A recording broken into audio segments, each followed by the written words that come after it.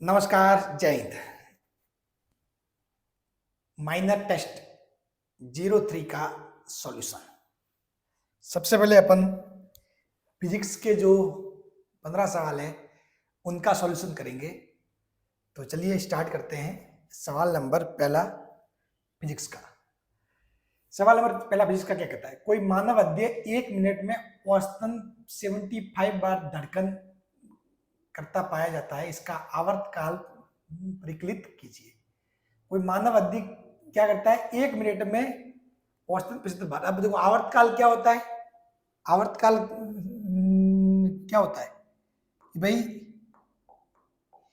एक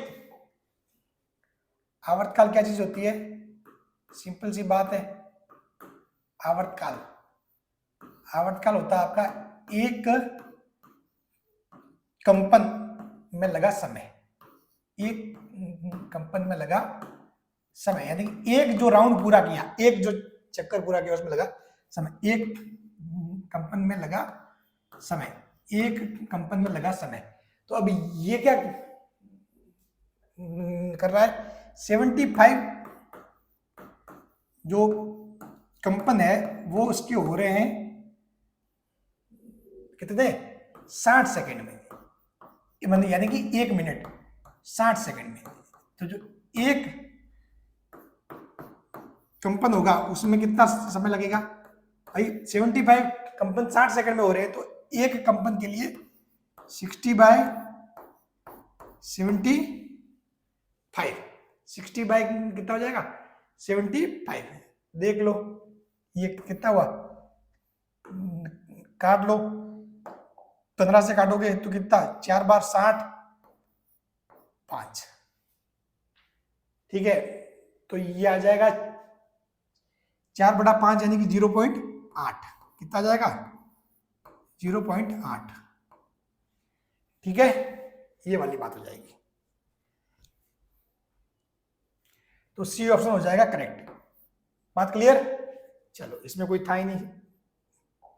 नेक्स्ट है, एचएसएम करते एक पिंड का आवर्तकाल 2 सेकेंड है। टी बराबर 0 समय से प्रारंभ होकर कितने समय पश्चात इसका विस्थापन आयाम का आधा होगा? एसएसएम का जो समीकरण है आपको पता है, स्टैंडर्ड समीकरण क्या होता है भाई? ए जो x is equal to a sine omega not t plus 5। अब चूंकि यहां पर इसने टी बराबर 0 समय से बोल रहा है और किस स्थान से प्रारंभ, कितने समय पर इसका विस्थापन आयाम का आधा होगा, तो मतलब अपन ये मान सकते हैं कि भाई ये विस्थापन किस समय पर आयाम का आधा होगा। तो अपन ये मान लेते हैं कि भाई इसकी जो गति है वो कहां से? माध्य स्थिति से प्रारंभ हो रही है। कहां से? माध्य स्थिति से।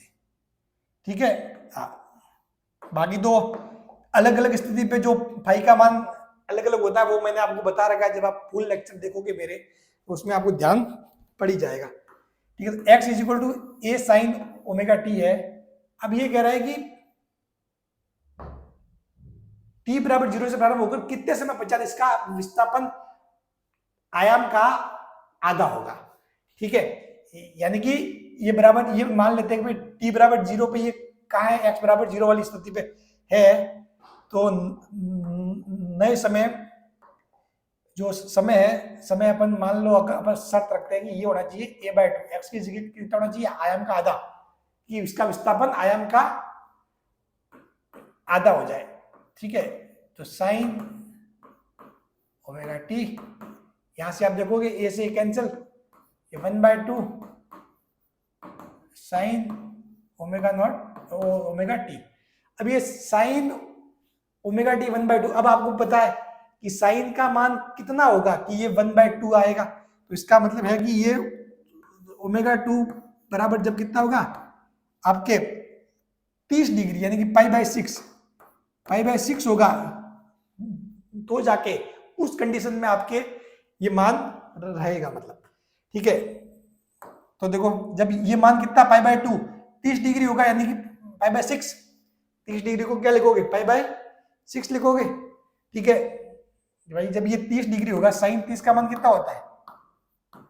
साइन 30 डिग्री का मान होता है 1/2। साइन 30 का मान 1/2 होता है, ठीक है। हाँ, तो यहां से जो ओमेगा उसको क्या 2π/t। टी क्या होता है? आवर्तकाल इंटू टी π/6। यहां से इस टी का मान कितना है? इस टी का मान कितना है? टी का मान कितना है? 2। तो इस टी का मान 2 है, तो यहां से आपकी सीधी सीधी वैल्यू निकल के आ जाएगी 2π/2 इंटू टी π/6। और यहां से जो 2 से 2 कैंसिल, पाई से pi cancel, t is equal to 1/6। t is equal to 1/6 second. t is equal to 1/6 second, यानी कि 1/6 सेकेंड के बाद, 1/6 सेकेंड के बाद क्या हो जाएगा? इसका जो विस्थापन है x, वो हो जाएगा आयाम का आधा।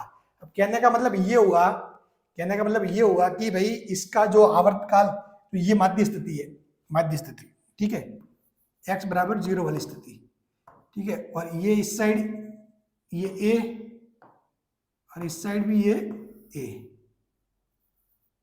ठीक है, ए दूरी, ठीक है। तो मतलब ये है कि अगर t बराबर 0 से ये यहां से स्टार्ट कर रहा है, t बराबर 0 पे ये यहां से स्टार्ट कर रहा है, तो ये t बराबर 1/6 सेकेंड पर इसकी स्थिति कहाँ होगी? यहाँ पर होगी। इसकी स्थिति कहाँ होगी? यहाँ पे होगी। मतलब ये यहाँ जा रहा होगा, ऐसे जाएगा फिर वापस आएगा, ठीक है। t बराबर 1/6 सेकेंड पे। बात क्लियर? हाँ, 1/6 सेकेंड। चलो, तो क्या होगा? इस पोजीशन पर विस्थापन आयाम का आधा हो जाएगा, ठीक है।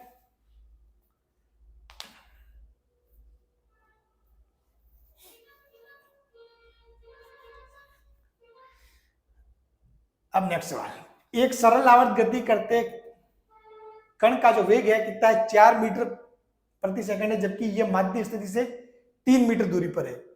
जब ये माध्य स्थिति से 4 मीटर पर है तो वेग 3 मीटर पर सेकंड है। कोणीय आवर्त ज्ञात करो। देखो वेग का जो फॉर्मूला होता है, वेग का क्या होता है? v इक्वल टू क्या होता है? v इक्वल टू होता है omega root of a square minus x square. ये होता है v equal to omega a square minus x square. ये फॉर्मूला होता है, सभी को पता है।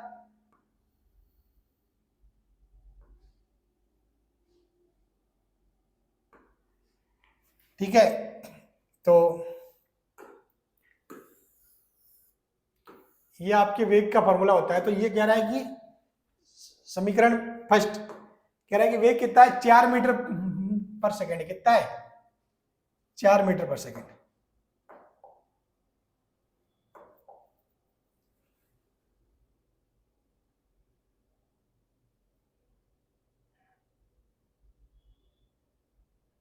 एक मिनट, अपन कुछ मिस्टेक तो नहीं कर रहे? ठीक है सब, चलो।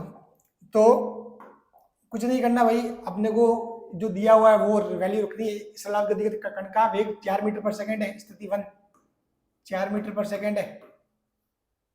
ओमेगा ए स्क्वायर माइनस, कब? जब 3 मीटर दूरी पर हो, ठीक है। चलो नेक्स्ट कह रहा है दूसरी समीकरण, ये कह रहा है कि कितना है? तो वेग 3 मीटर पर सेकंड जब इस 4 मीटर दूरी पर हो। तो ये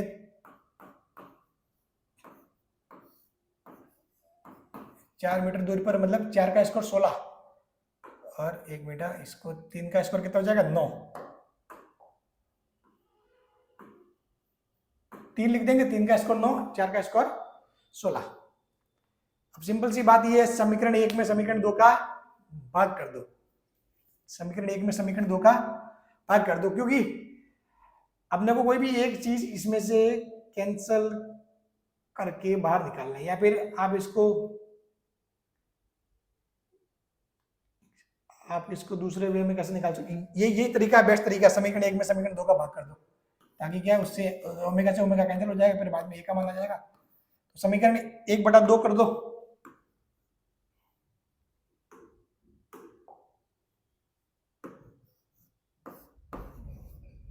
चार बटा तीन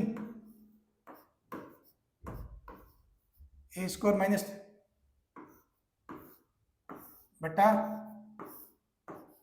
root of a square minus 16। ठीक है, या फिर से आप स्क्वायर लेना चाहो तो ले सकते हो, लोगे तो 16/9 ए स्क्वायर माइनस 9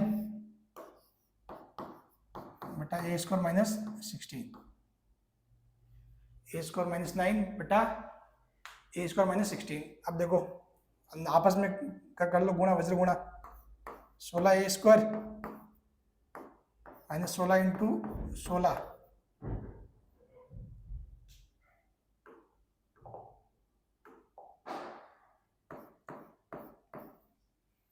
ठीक है,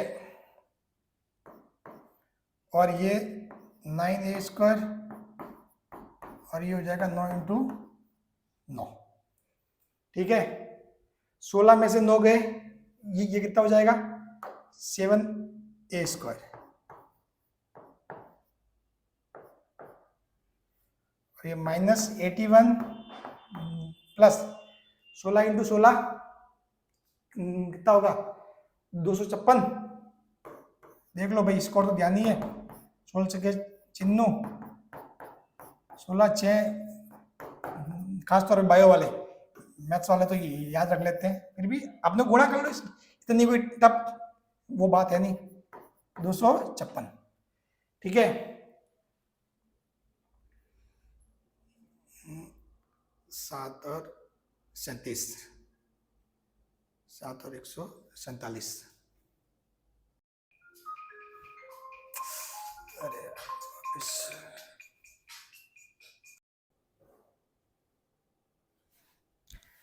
हाँ, तो चलिए अगेन स्टार्ट करते हैं डिस्टर्बेंस के बाद। तो 256 माइनस 81, मतलब सीधी सी बात है, अगर कैलकुलेशन को सिंपल करना हो तो 256 में 100 घटा दो, 156, उसमें 19 और जोड़ दो। ठीक है, तो यही कितना हुआ, 56 और 19 75, यानी कि 175, 175। ये कितना हो जाएगा, ए स्क्वायर बराबर हो जाएगा आपके 175/7 कितना हो जाएगा आपके 25, और यहां से आ जाएगा ए की वैल्यू 5 आ जाएगी, ए की वैल्यू आ जाएगी 5। तो इस ए की वैल्यू 5 को है ना कोई भी एक समीकरण में रख दो, जैसे कि मैंने माना इसमें रख दिया, तो 4 और ओमेगा ए की वैल्यू 5 यानी कि 25 माइनस 9। ठीक है, 4 ओमेगा रूट ऑफ 16 यानी कि 4, यानी कि ओमेगा आ जाएगा 4/4 बराबर 1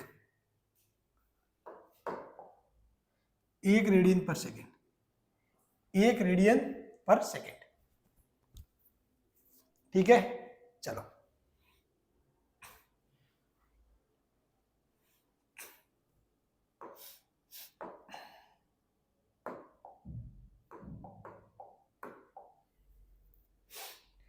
एक कण ए आयाम की सरल आवर्त गति करता है, माध्य स्थिति से कितनी दूरी पर कण की गतिज ऊर्जा स्थितिज ऊर्जा के बराबर होगी। यह सवाल तो ऐसा है कि आप छाप के रख लो। इसका आंसर होता है x is equal to a by root of 2, x is equal to a by root of 2, ये इसका आंसर होता है। ठीक है, ये क्वेश्चन बहुत बार पूछा जाता है, डायरेक्ट भले याद रख लो कि एक कण ए आयाम की सरल गति करता है, यानी कि आयाम कितना ए है, माध्य स्थिति से कितनी दूरी पर कण की गतिज ऊर्जा और स्थितिज ऊर्जा बराबर होगी, यानी किस स्थिति पर x के किस मान पर, विस्थापन के किस मान पर स्थितिज ऊर्जा और गतिज ऊर्जा बराबर होगी, तो वो होता है a रूट ऑफ 2। अब आपको पता है स्थितिज ऊर्जा जो है वह है पोटेंशियल एनर्जी, वो क्या होती है पोटेंशियल एनर्जी। ठीक है, वो आपकी होती है 1/2 के एक्स स्क्वायर, ठीक है। और जो गतिज ऊर्जा है वो होती है 1/2 फिर के root of a square minus x square, root of a square minus, नहीं रुको रुको रुको, एक मिनट, क्या कर दिया इसको,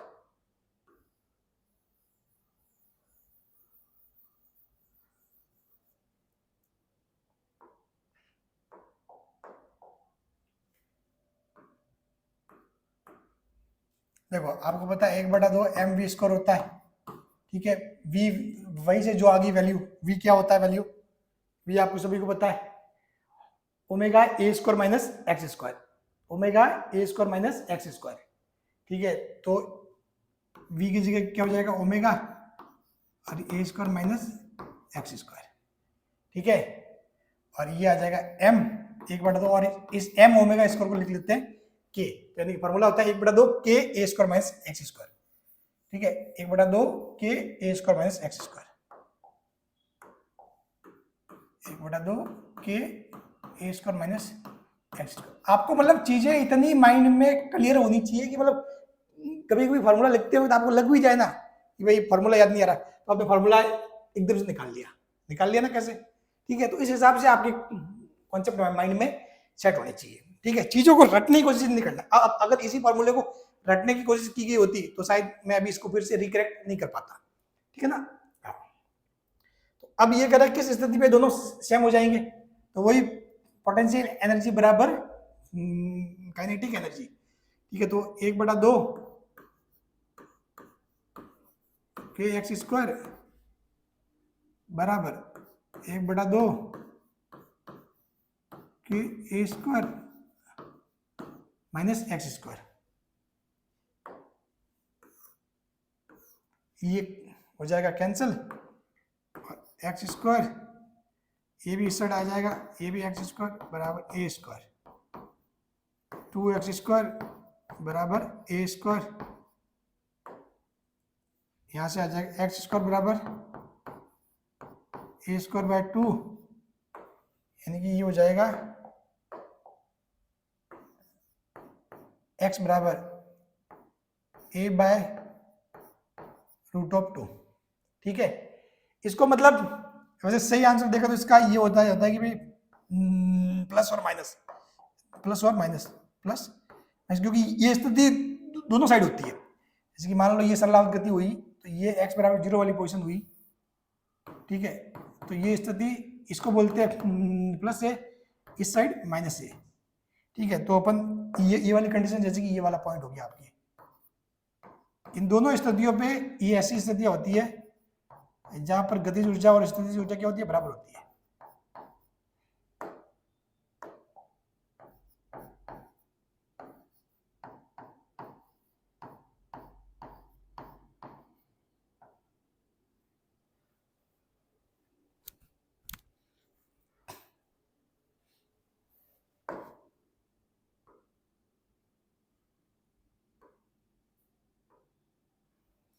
ठीक है, ये हो गया x minus a root of 2 a plus root of 2।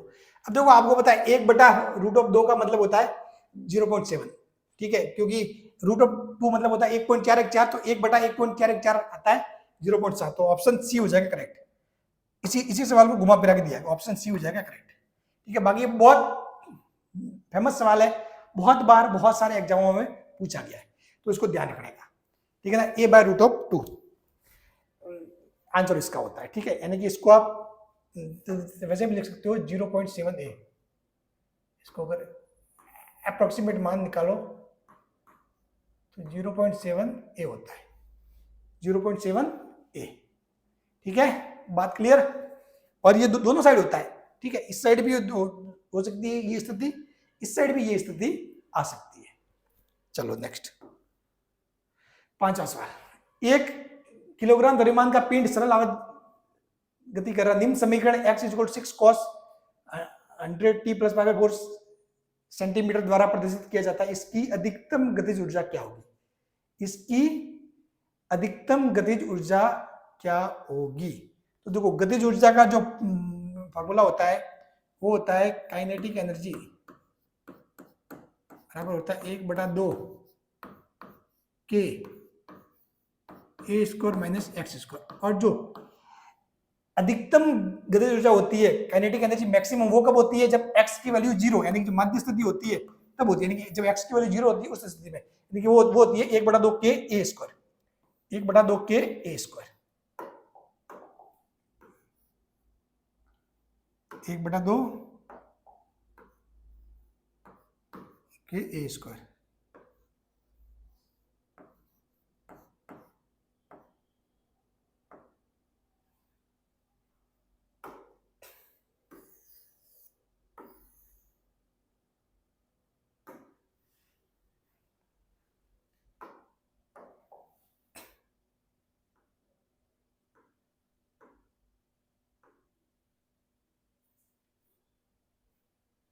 ठीक है, कितनी होती है? 1/2 के ए स्क्वायर। अब देखो ये यहां से इस समीकरण से चीजों की करो तुलना। आपको दी हुई है समीकरण x = 6 cos 100t + π/4 सेंटीमीटर द्वारा प्रदर्शित किया जाए, इसकी अधिकतम गतिज ऊर्जा क्या होगी? तो पहले तो ये आपको जो समीकरण दी हुई है ये दी हुई है कॉस में, ठीक है। इसको वैसे तो साइन में बदल के तुलना करना सही रहता, लेकिन उस चीज की तुलना कब काम आती है? जब आपका फेज काम में आता भाई। जैसे कि एक सिंपल सी बात बताऊं, अपने रियल जो समीकरण होती है वो किस में होती है? साइन में होती है, साइन की फॉर्म में होती है समीकरण, ठीक है। अब लेकिन चूंकि आपको मान चाहिए एक तो किसका? के का, एक चाहिए ए का, ठीक है। तो ये तो है आपके आयाम, तो ये तो 6, वैसे भी साइन में बदलोगे तो भी ये 6 ही रहेगा, ठीक। कॉस में तब भी ये 6 ही रहेगा, तो ठीक है। तो ये आप निकाल सकते हो, ये कोई दिक्कत वाली बात नहीं है। 6 ये हो गया, ठीक है। यानी कि जो आपका ए है ये तो आपके आ जाएगा 6, ये आ जाएगा 6, ठीक है। और जो के की वैल्यू होती है, के होता है आपके m ओमेगा स्क्वायर, क्या होता है? m omega square. तो आपके ओमेगा यहां से आ जाएगा, ओमेगा कितना होगा? 100, ठीक है। तो आपको साइन की फॉर्म में बदलने की जरूरत नहीं है। लेकिन अगर इस फाई की तुलना कर रहे होते, इस फाई की तुलना कर रहे होते, तब फिर उस केस में आपको साइन में बदलना होता है, और बिल्कुल सही ढंग से फिर आप बिल्कुल ऐसे स्टैंडर्ड जो वे होता है A sine omega T plus phi, जहां पर फाई क्या आपका स्टार्टिंग का फेज है, स्टार्टिंग का फेज, ठीक है। तो उस कंडीशन में वो फाई, फिर अगर फाई आपको लेना होता तो फाई अपन ले नहीं रहे तो कोई दिक्कत है नहीं, भले कॉस में है तो भी आपको तो किससे मतलब है? आपको मतलब है जो इसका ए है ये कितना 6 है, और जो ओमेगा कितना है 100, और एम कितना दिया हुआ है 1 किलोग्राम। तो आपको जो के है के हो जाएगा, देखो के हो जाएगा एम कितना 1, और जो ये ओमेगा है वो 100 का स्क्वायर। उसके अलावा ए कितना, आप देखो सबसे इंपॉर्टेंट चीज, सवाल को ध्यान से पढ़ना सबसे जरूरी होता है। सबसे इंपॉर्टेंट चीज यही है इसमें सवाल गलत होने का कारण, सेंटीमीटर दिया हुआ है। तो सेंटीमीटर दिया हुआ मतलब ये जो आयाम भी होगा वो किसमें होगा? सेंटीमीटर में। ये किसमें होगा? सेंटीमीटर में, सेंटीमीटर। इसको मीटर में बदलने के लिए क्या करोगे? ए बराबर 6/100 मीटर, ठीक है। अब देखो, अब काम सिंपल हो गया। काइनेटिक एनर्जी जो आपकी है, काइनेटिक एनर्जी मैक्सिमम जो है हो जाएगी 1/2 के, यानी कि 100 का स्क्वायर इंटू ए स्क्वायर कितना 36/100 का स्क्वायर, ठीक है। 100 के स्क्वायर से 100 का स्क्वायर कैंसिल, 36/2, ठीक है। तो ये आ जाएगा 18 जूल। कितना आ जाएगा? 18 जूल, ठीक है। ये हो जाएगा ऑप्शन सी।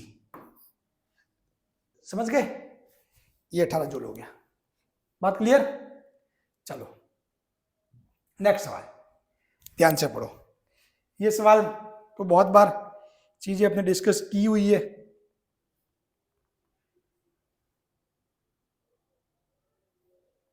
इसमें तो कुछ था ही नहीं, मतलब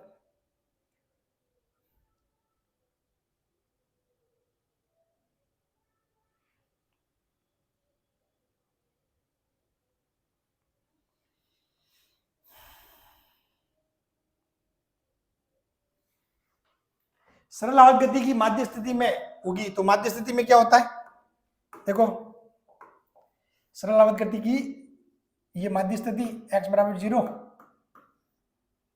माध्य स्थिति, और ये स्थिति होती है सीमांत, आगे वाली ये और ये होती है सीमांत।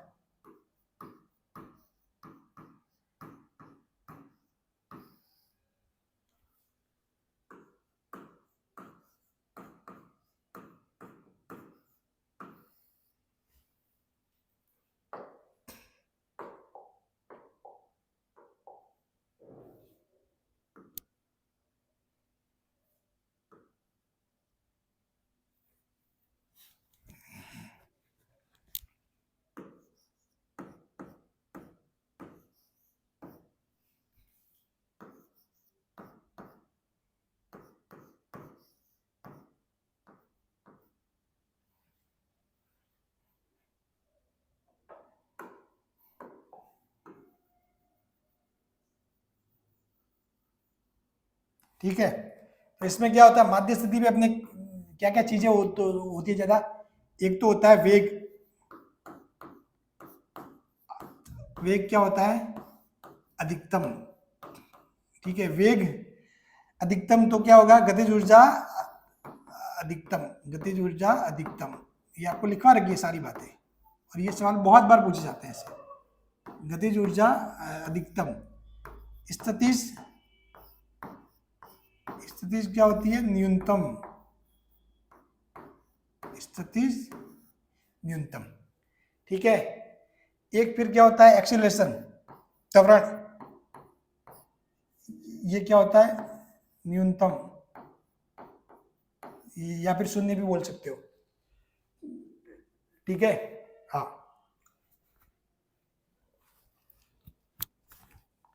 और यहां पर क्या होता है, यहां पर सीमांत पर वेग शून्य, ठीक है, और यहां पर क्या होती है, स्थितिज ऊर्जा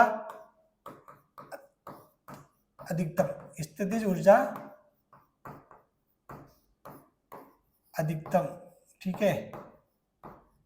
फिर जो इस पे लगने वाला जो एक्सीलरेशन है, त्वरण, वो भी क्या होगा, अधिकतम, ये सारी चीजें होती है।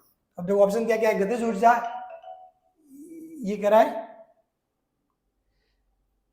कि सरल आवर्त गति की माध्य स्थिति में क्या होगा, गतिज ऊर्जा अधिकतम तथा स्थितिज ऊर्जा न्यूनतम, तो सही है, गतिज ऊर्जा अधिकतम और स्थितिज ऊर्जा न्यूनतम, तो ये पहले ऑप्शन सही है, ठीक है। बाकी तो बस ऑप्शन ए सही है, ठीक है, बात क्लियर। चलो, ये कह रहा है धातु के खोखले गोले में पानी भरकर लंबे धागे से लटकाकर बने सरल लोलक का आवर्तकाल टी है, उसी खाली खोखले गोले को उसी धागे से लटकाने पर सरल लोलक का आवर्तकाल टी डैश है। अब देखो दो स्थिति है, पहले ये था गोला, ये स्थिति, दूसरे में ये स्थिति। अब इसमें भरा हुआ पानी आपके, चलो इसमें भरा हुआ पानी,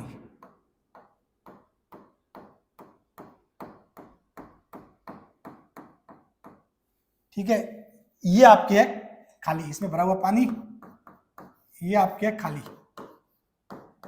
अब देखो इस गोले का सेंटर ऑफ मास का होगा, गोले का सेंटर ऑफ मास होगा, ये खाली है तो सेंटर ऑफ मास कहाँ होगा, यहाँ होगा, इसका जो द्रव्यमान केंद्र है, और जो ये पानी से भरा हुआ है, तब भी चूंकि ये पानी भी बिल्कुल सही तरीके से पूरा भरा हुआ, तब भी इसका सेंटर ऑफ मास कहाँ होगा, यहाँ होगा। तो दोनों ही केस में जो इसके इफेक्टिव लंबाई है एल, वो कितनी होगी, सेम ही रहेगी, प्रभावी लंबाई है वो कितनी होगी, सेम ही होगी।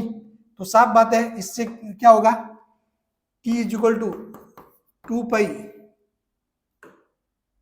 T is equal to 2 pi root of L upon G, root of L upon G। ये दोनों ही केस में क्या है, तो दोनों केस में L सेम है, दोनों केस में L सेम, दोनों केस में L समान है, इसमें कोई चेंज नहीं होगा, तो इसका मतलब क्या होगा, डी ऑप्शन सी हो जाएगा, t is equal to t dash. लेकिन अब देखो इसी सवाल को यदि थोड़ा घुमाया जाए, घुमा के मैं क्या करूं कि इसको है ना भाई, या तो ये कर देता कि ये पानी से भरा हुआ है, और इस दूसरे केस में मैं इसको आधा पानी से भर देता।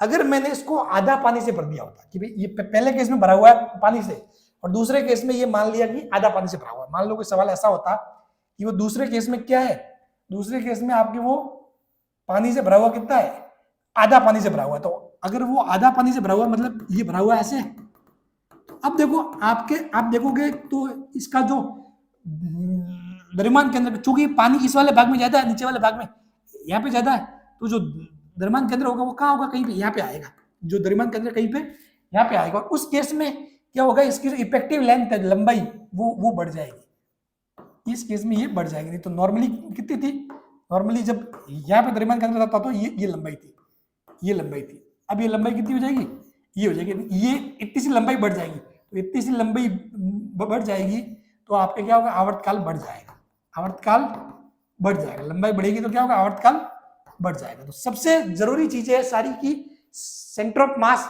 से मतलब, यानी कि जो तार जहां पे बंधा है वहां से जो वस्तु जिसका दोलन हो रहा है उसका द्रव्यमान केंद्र कहां पे, वो लंबाई, उसको देखना आपको। समझ गए? अगर ये सवाल ऐसा होता ना तो फिर ये मामला उल्टा पड़ जाता। ठीक है, चलो इस सवाल को बहुत बार इसी टाइप का एक सवाल लोग घुमा के और पूछते हो रहे कि यही सवाल, ठीक है। इसी सवाल को मैं थोड़ा सा मैं आपको ये बता देता हूँ थोड़ी सी चीज। इसी सवाल को आप देखते हैं कि मैं अगर ये बोलता कि ये पानी से भरा हुआ मटका, इस मटके के मैंने छेद कर दिया, तो छेद कर दिया ना, तो छेद करोगे तो क्या होगा, ये धीरे धीरे मटका खाली होगा, तो मटका खाली होगा धीरे धीरे, तो ये क्या होगा, आपके ये जो सेंटर ऑफ मास है, ये जो द्रव्यमान केंद्र है, वो धीरे धीरे नीचे आएगा, क्योंकि पानी नीचे आएगा। भाई पानी जैसे नीचे आना स्टार्ट होगा, पानी इस हिसाब से बढ़ना स्टार्ट होगा, तो सेंटर ऑफ मास पहले यहाँ आएगा, फिर पानी सिर्फ इतने वाले भाग में रहेगा, ठीक है, सिर्फ इतने वाले भाग में रहेगा, तो सेंटर ऑफ मास यहाँ आएगा, तो सेंटर ऑफ मास धीरे धीरे नीचे जाएगा, ठीक है, नीचे जाएगा, नीचे जाएगा, ठीक है। तो क्या होगा, लंबाई बढ़ेगी, तो आवर्तकाल बढ़ जाएगा। और एक स्थिति ऐसी है कि जब सारा पानी निकल जाएगा तो फिर एकदम से सेंटर ऑफ मास वापस से बीच में आ जाएगा, क्योंकि वो खाली हो जाएगा। समझ गए? हाँ, तो ऐसा भी केस हो सकता है कि भाई अगर छेद किया जाए तो क्या होगा कि पहले तो आवर्तकाल बढ़ेगा, फिर वापस वही हो जाएगा, ठीक है ना, क्योंकि पहले सेंटर ऑफ मास नीचे खिसकता है, फिर वापस उसी पॉइंट पे आ जाता है जब पूरा का पूरा पानी निकल जाता है। ये सवाल बहुत ही इंटरेस्टिंग है, इसके बारे में सोचना जरूर, पेन कॉपी लेके बैठना और कैसे क्या चीजें हो रही है वो जरूर देखना, ठीक है। चलो, एक स्प्रिंग में लटके एम द्रव्यमान का दोलन काल टी है, स्प्रिंग को काटकर आधा करके उस पर दुगुना द्रव्यमान लटकाकर दोलन कराए जाते हैं। अब दोलन काल होगा। एक स्प्रिंग में लटके, देखो स्प्रिंग का जो के है, स्प्रिंग नियतांक होता है, वो हमेशा ध्यान रखना, स्प्रिंग नियतांक इसके व्युत्क्रम में होता है स्प्रिंग की लंबाई के, ठीक है, यानी कि जो स्प्रिंग नियतांक के है, के व्युत्क्रम में होगा 1/L, ठीक है।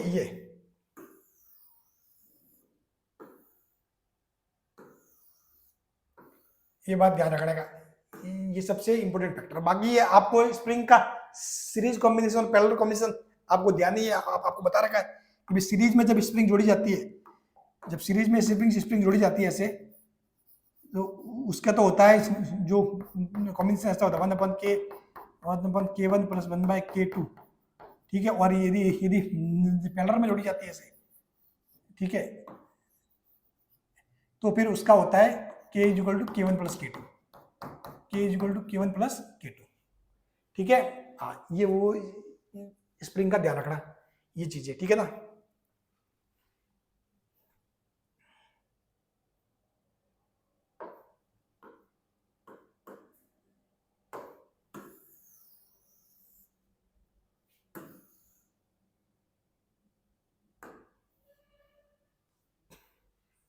अब देखो, अब ये होता है कि भाई जो स्प्रिंग नियतांक होता है K उसकी लंबाई के होता है, मतलब व्युत्क्रमानुपाती।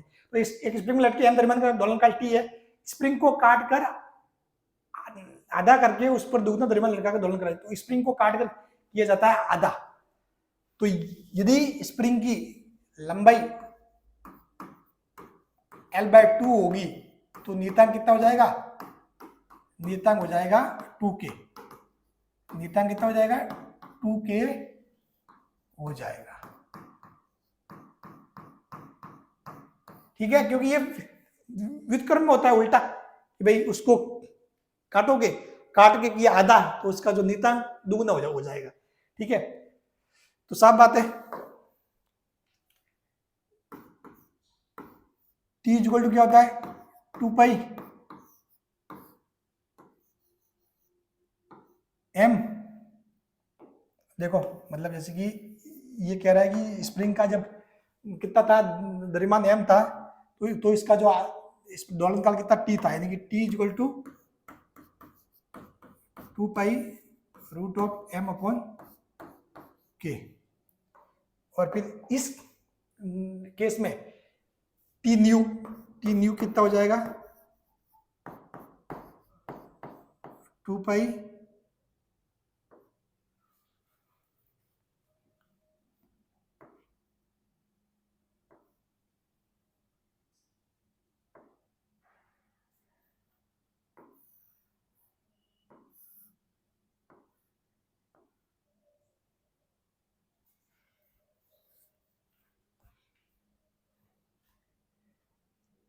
ये जो m वो कितना दुगुना द्रव्यमान लटका के, ठीक है, तो 2m और जो स्प्रिंग था कितना हो जाएगा 2k हो जाएगा। तो फिर से 2 से 2 कैंसिल, तो यानी कि वही बात वही t न्यू बराबर कितना हो जाएगा t। तो यानी कि आवर्तकाल बदलेगा नहीं, आवर्तकाल क्या रहेगा वो का वही रहेगा, क्योंकि आपने भले ही द्रव्यमान दुगुना कर दिया तो स्प्रिंग नियतांक भी दुगुना हो गया क्योंकि स्प्रिंग को काट दिया। ठीक है, तो सवाल कितना मस्त था। ठीक है, और जो स्प्रिंग को सीरीज में जोड़ते हैं तो ये फॉर्मूला पैरेलल में जोड़ोगे तो ये फॉर्मूला है। ठीक है, हाँ, इस फॉर्मूले को ध्यान रखना है। 1/2 k equal to k1 plus k2, और इस केस में 1/k equal to 1 upon k1 plus 1/k2। ठीक है, यदि एक लड़की झूले पर झूल रही है, यदि एक अन्य लड़की इसके साथ बैठ जाती है तो आवर्तकाल पर क्या प्रभाव पड़ेगा। तो देखो, एक लड़की झूले पे बैठ कर झूल रही है, एक कन्या है जो झूले पर बैठकर झूल रही है। ठीक है, चलो ये कहाँ बैठ के झूल रही है, यहाँ पे मान लो यहाँ पे वो बैठ के झूल रही है। अब वो दूसरी एक अन्य लड़की इसके साथ बैठ जाती है तो आवर्तकाल पर क्या प्रभाव पड़ेगा।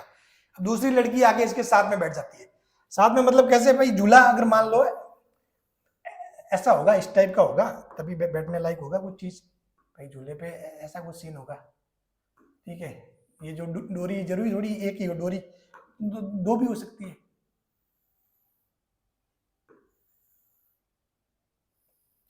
ऐसे पहले एक बैठी थी,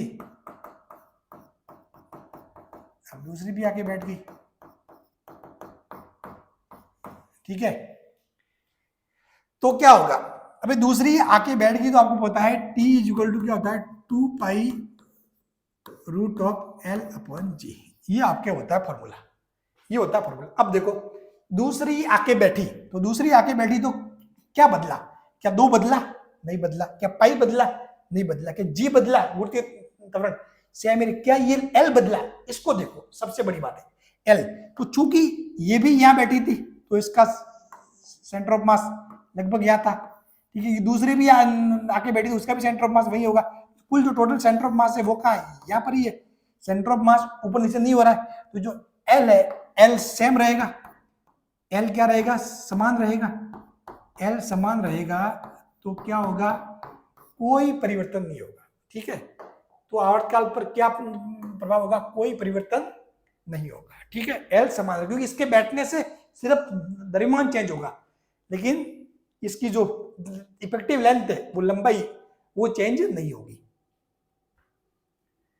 एक लोलक के दोलक को ऋण आवेशित कर दिया जाता है तथा इसके नीचे धन आवेशित चालक प्लेट रख दी जाती है।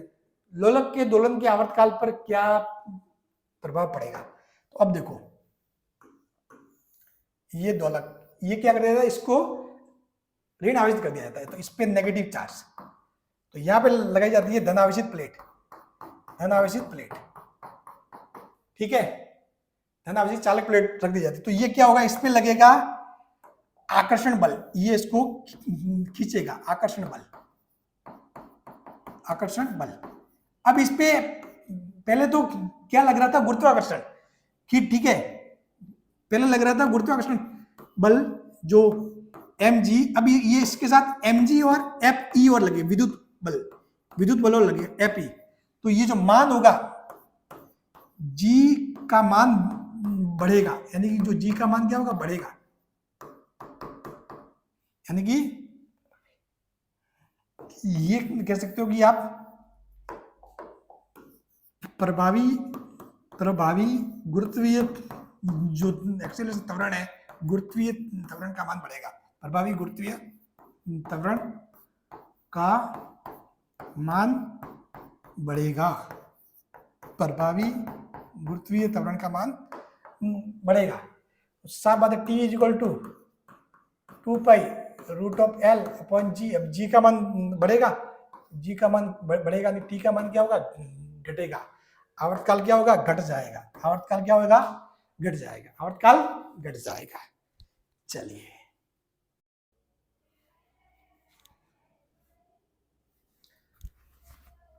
तो सवाल नंबर 11, सरल आवर्त गति करते हुए किसी कण का आवर्तकाल t तथा आयाम a है, कण को x बराबर a से x बराबर a/2 पहुंचने में लगा समय ज्ञात कीजिए। ये कह रहा है a से a/2 पहुंचना है।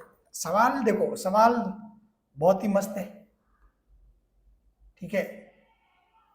ये क्या कह रहा है, किस स्थिति की बात कर रहा है कि भाई ये यहाँ पे मौजूद है, यहाँ पे मौजूद है, इसको यहां तक आना है, x बराबर a से a/2 तक पहुंचने में लगा समय ज्ञात कीजिए। तो सिंपल सी बात है,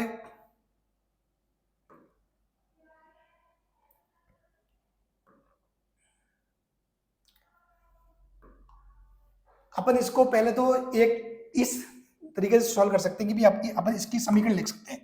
अपन इसकी समीकरण कैसे लिखे, अपन ये मान के लिखे कि ये जो कण है, कण अपनी गति कहां से स्टार्ट कर रहा है, ये गति स्टार्ट कर रहा है ए से, कहां से स्टार्ट कर रहा है, ए से, ठीक है, कि भाई सरल आवर्त गति करते हो किसी कण का आवर्तकाल t तथा आयाम a है, कण को a से a/2 तक पहुंचने में लगा समय। तो मैं अपन ने मान लिया कि t बराबर 0 पे ये यहाँ पर है, t बराबर 0 पे ये है, इस पोजीशन को अपन बोलते हैं फाई बराबर π/2, π/2 वाला फेज एंगल होता है, मैंने आपको समझा रखा है, यहां से स्टार्ट कर दो π/2 होता है, ठीक है, फिर वापस 180, 270 और 360 पूरा राउंड कंप्लीट, ठीक है, ये आपको लेक्चर में समझा रखा है। तो इसका जो समीकरण होगा वो क्या बनेगा, वो आपके बनेगा x इज इक्वल टू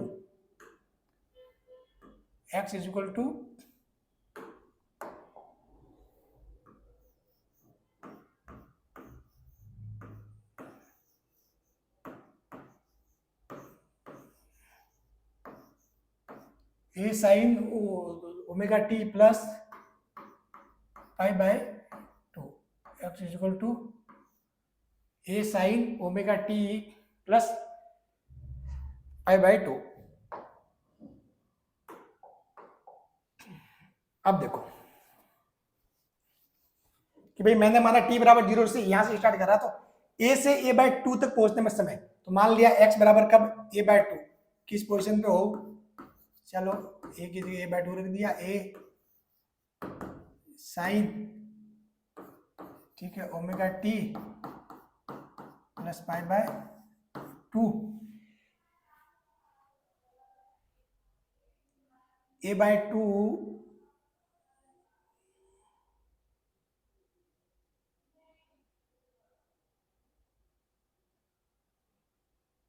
एक मिनट,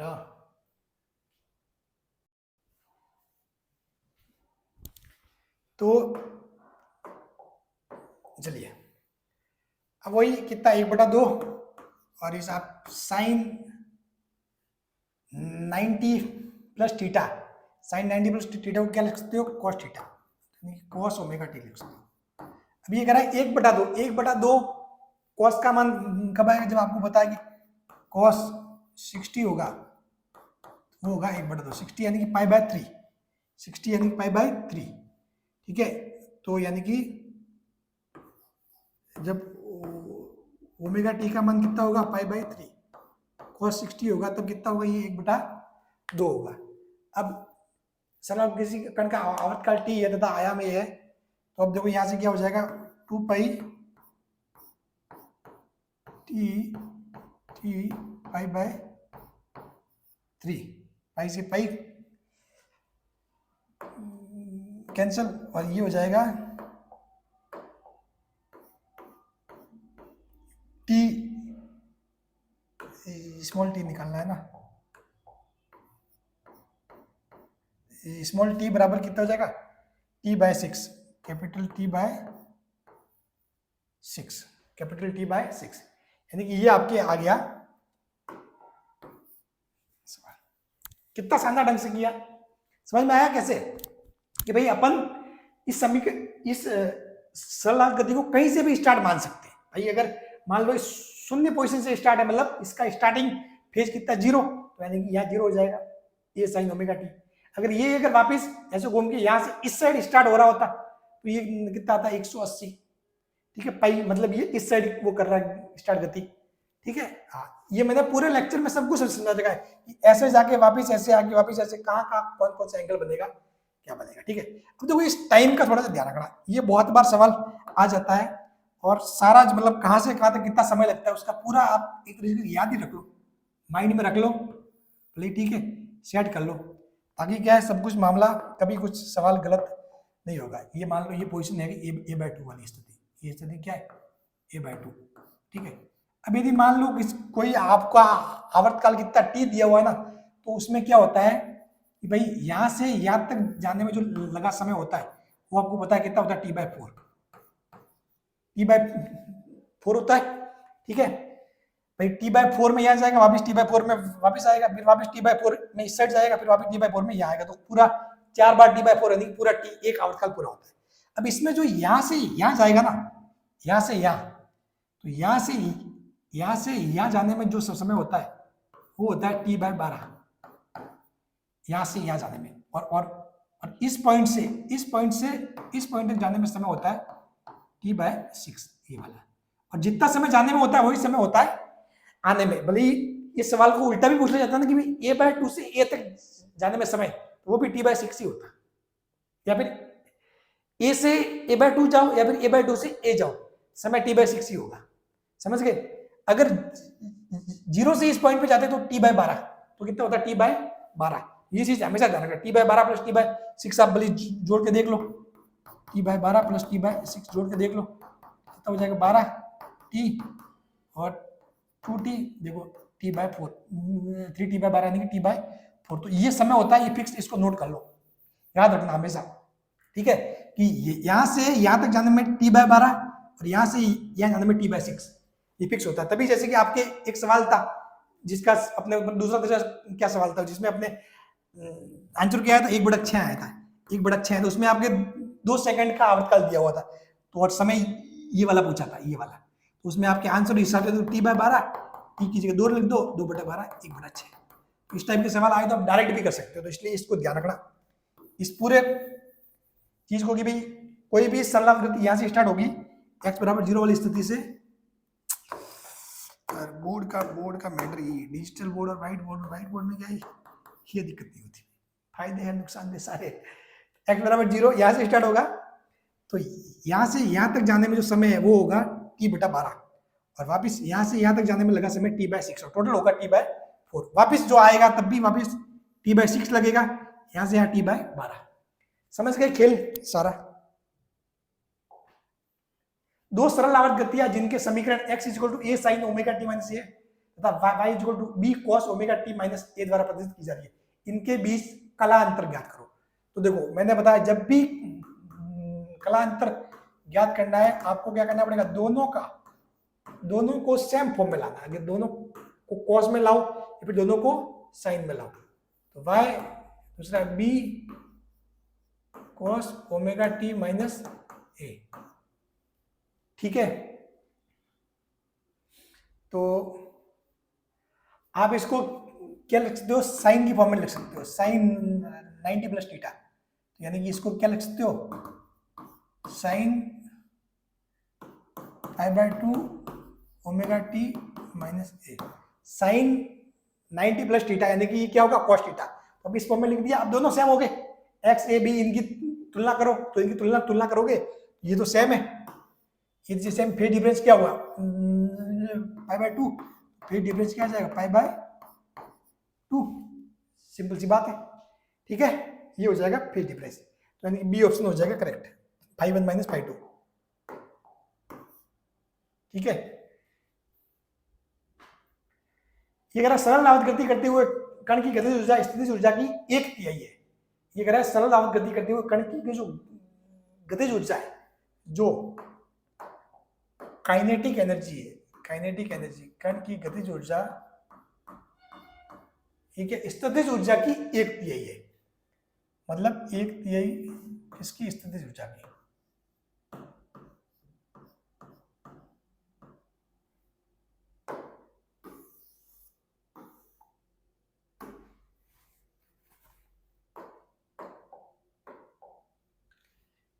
ठीक है, सरल आवत गति करते हुए कण की गतिज ऊर्जा स्थितिज ऊर्जा की 1/3 है, और विस्थापन आयाम का x% हो, तब x का मान होगा। तो कह रहा है सरल आवत गति करते हुए कण की गतिज ऊर्जा 1/2 के ए स्क्वायर माइनस एक्स स्क्वायर, 1/2 के एक्स स्क्वायर, और विस्थापन आयाम का x% हो, तब x का मान होगा, ठीक है। तो अब आपको x का मान निकालना है, गतिज ऊर्जा 1/3 और विस्थापन क्या है, विस्थापन आयाम का x% हो। चलो निकाल लेंगे अपन। तो k से k हो जाएगा कैंसल, और फिर देखो कितना हो जाएगा, 3a square minus 3x square, और ये हो जाएगा 2x square, 2x square, 3a square बराबर हो गया 2 + 3 5x स्क्वायर, x स्क्वायर बराबर हो जाएगा 3a square by 5, 3a square by 5, ठीक है। यानी कि ये हो जाएगा x बराबर, ये हो जाएगा लगभग आपके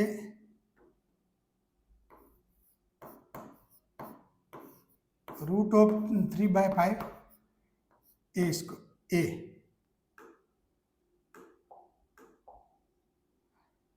√3/5 a।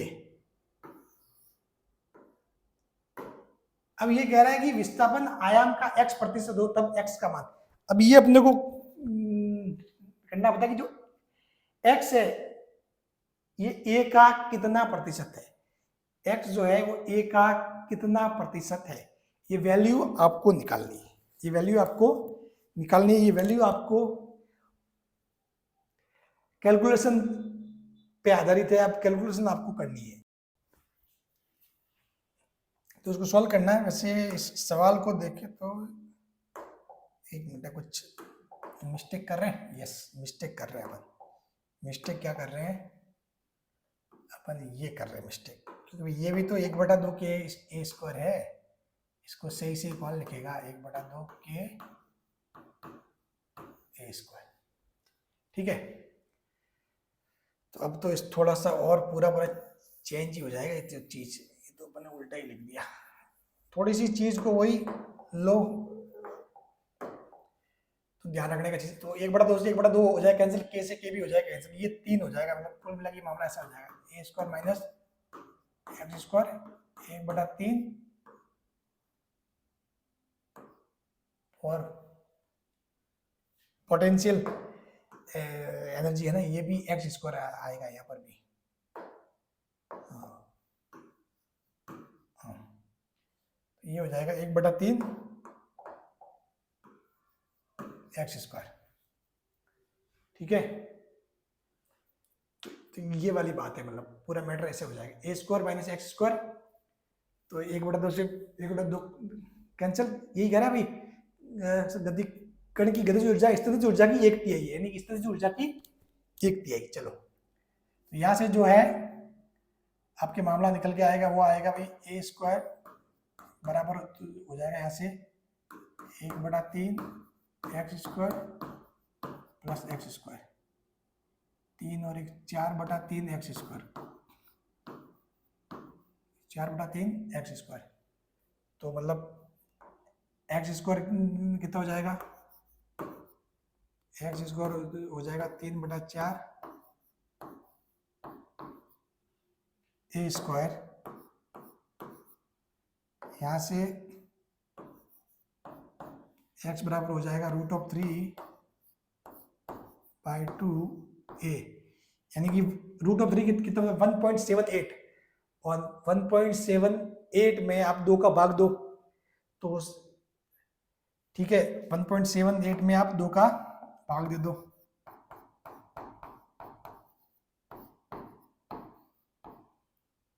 ठीक है, 39 और 50 यही होता है, 1.78 ही होता है लगभग। ठीक है, तो ये देख लो, ये आपकी बैठ जाएगा कितना 38 और 39, 50 और 39 89, लगभग 0.89a, 1.78 होता है या 1.73, ये थोड़ा सा मैं 1.732 होता है शायद, हाँ, वैल्यू बराबर बराबर, ये ऐसी है। प्रैक्टिस बहुत बड़ी चीज है, प्रैक्टिस बहुत बड़ी चीज, जब इंसान की प्रैक्टिस नहीं होती बहुत ज्यादा तो ऐसे ही होता है, 1.732/2। तो जब आप सॉल्व करोगे ये लगभग ये आएगा लगभग 86 ना 6 से 12 0.866 और समथिंग, ये मतलब आ जाएगा आपको 0.87, ये समझ लो इस हिसाब से 0.87a। ठीक है, यानी कि ये कितना है, ये मतलब x है वो कितना है, a का 87% हो गया, सीधी सी बात है, x कितना हो गया, a का 87% हो गया, सीधी सी बात है, वही बी ऑप्शन अपना क्या है, सही है। अभी कितना प्रतिशत होगा, कितना प्रतिशत होगा, ये x और ये x अलग है, हाँ, ये अपना विस्थापन वाला x है, और ये वो x जो बोल रहा है कि भाई x प्रतिशत है, वो x कितना है, ठीक है ना, तो x कितना है 87 है। ठीक है, चलो, सरलावत गति करने वाले कण पर अधिकतम प्रत्यानयन बल होगा, तो जो अधिकतम प्रत्यानयन बल कहाँ होता है, आपके सीमांत स्थिति पर होता है, यानी कि अधिकतम विस्थापन पर। जब अधिकतम विस्थापन की स्थिति होती है तो वहां पर क्या होता है, प्रत्यानयन बल क्या होता है, अधिकतम होता है। ठीक है, चलो, 60 हर्ट्ज आवृत्ति के साथ सरलावत गति करने वाले कण का आयाम 0.1 मीटर है, इस कण का अधिकतम एक्सीलरेशन यानी कि क्या होगा, त्वरण क्या होगा। ठीक है, तो आपको पता है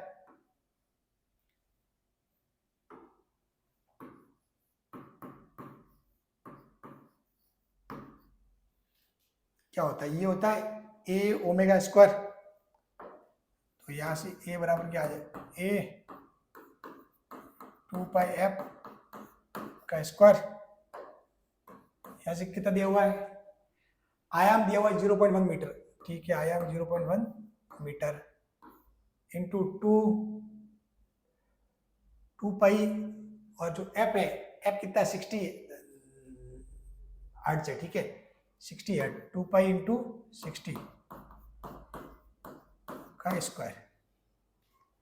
ठीक है, तो 6 इंटू 2 12, 120,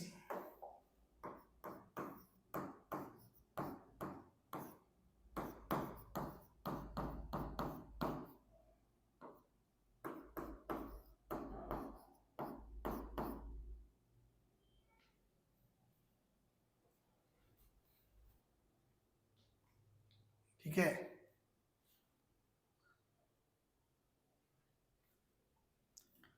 एक सौ 44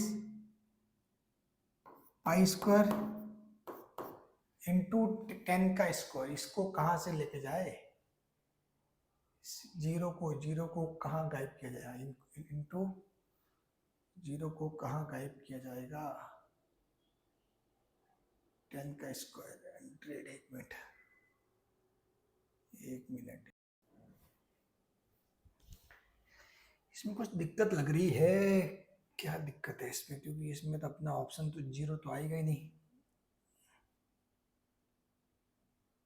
क्या दिक्कत है, अरे यार ये कुछ समस्या है, ये जो सवाल है ना, इसमें आप इसको इसको इसको इसको इसको यहाँ पे ये मिस्टेक हुई है, 0.1 नहीं होके 0.01 करो इसको, तब जाके आप अपने ये ऑप्शन सही बैठेगा, आंसर सही आएगा, 0.01 करो, 0.01 मीटर, एक मिनट, हाँ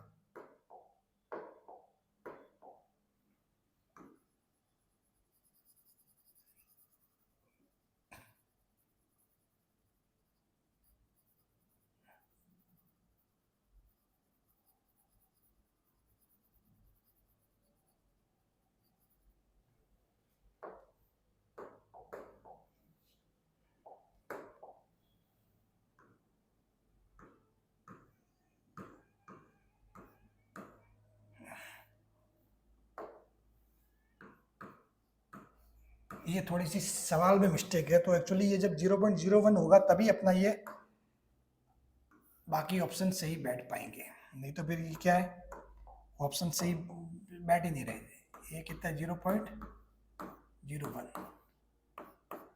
0.01, ठीक है, तो 0.01 इंटू इसका जो 10 का जो स्कोर आ जाएगा, तो ये हो जाएगा आपस में कैंसिल, ये हो जाएगा 144 पाई स्क्वायर, 144 पाई स्क्वायर, ये हो जाएगा ए,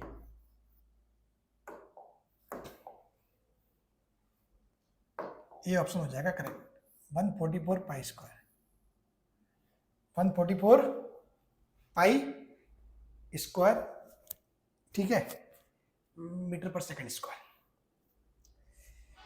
तो ये बन जाएगा आपके।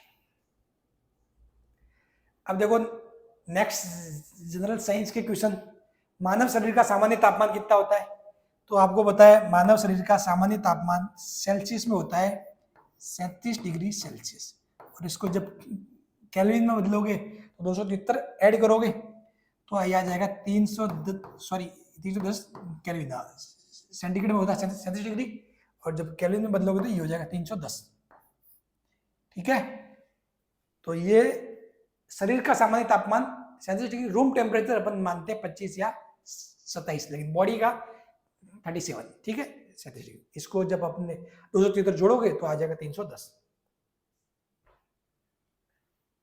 ठीक है। रक्त का थक्का बनाने में कौन सा विटामिन सहायक होता है, रक्त का थक्का बनाने में वेल नोन फैक्ट है ये, विटामिन के शामिल होता है, के मतलब सहायक होता है। ध्वनि का वेग सबसे अधिक किसमें होता है, तो ध्वनि का वेग किसमें होता है, ठोस में, ठोस में ध्वनि का वेग सबसे अधिक होता है, निर्वात में ध्वनि का वेग क्या होता है, शून्य, इसमें कैसा होता है, शून्य, ध्वनि का वेग कैसा होता है इसमें, शून्य, हाँ, लेकिन जो विद्युत चुंबकीय जो लाइट होती है, प्रकाश, वो निर्वात में तेज गति से गमन करता है, ध्यान रखना, ठीक है।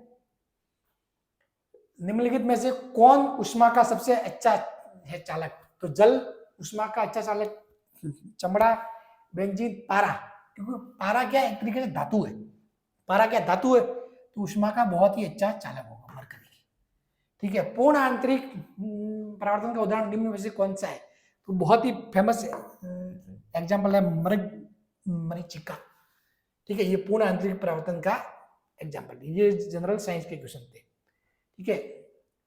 अब बात करते हैं रासायनिक साम्य के सवालों की, यानी कि अपन बात करते हैं केमिस्ट्री के नेक्स्ट सवाल, रासायनिक साम्यावस्था पर अग्र अभिक्रिया की दर पश्च अभिक्रिया की दर से किस प्रकार संबंधित होती है?